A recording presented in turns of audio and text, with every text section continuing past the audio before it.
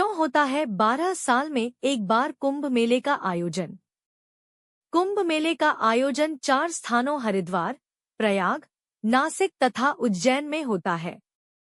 हर जगह कुंभ मेले का आयोजन 12 साल में एक बार होता है। आइए जानते हैं क्या है इसका कारण। कुंभ मेले के 12 वर्ष में एक बार आयोजित होने के पीछे 2 मान्यताएं हैं। पहली ज्योतिष, दूसरी पौराणिक। ज्योतिषीय मान्यता के अनुसार भचक्र में स्थित 360 अंश को 12 भागों में बांटकर 12 राशियों की कल्पना की गई है। भचक्र से तात्पर्य आकाश मंडल से है।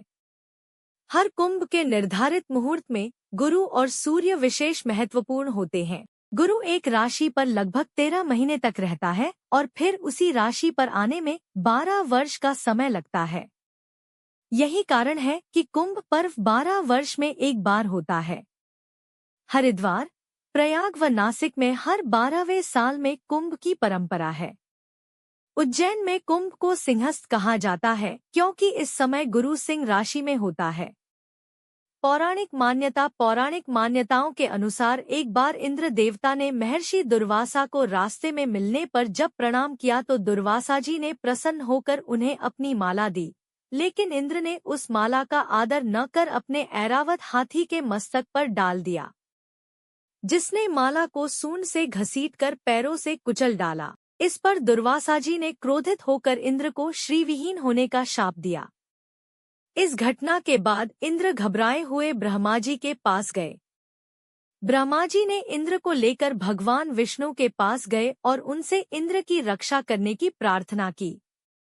भगवान ने कहा कि इस समय असुरों का आतंक है, इसलिए तुम उनसे संधि कर लो और देवता और असुर दोनों मिलकर समुद्र मंथन कर अमृत निकालो। जब अमृत निकलेगा तो हम तुम लोगों को अमृत बांट देंगे और असुरों को केवल श्रम ही हाथ मिलेगा।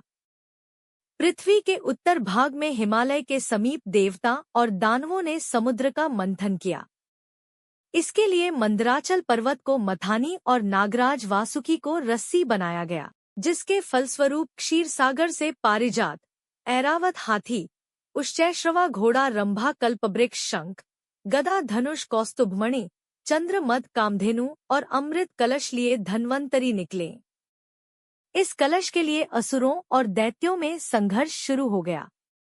अमृत कलश को दैत्यों से बचाने के लिए देवराज इंद्र के पुत्र जयंत बृहस्पति, चंद्रमा, सूर्य और शनि की सहायता से उसे लेकर भागे।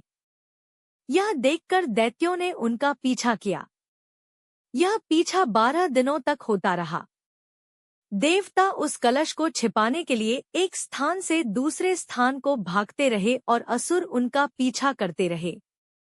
इस भागदौड़ में देवताओं को पूरी पृथ्वी की परिक्रमा करनी पड़ी। इन 12 दिनों की भागदौड़ में देवताओं ने अमृत कलश को हरिद्वार, प्रयाग, नासिक तथा उज्जैन नामक स्थानों पर रखा।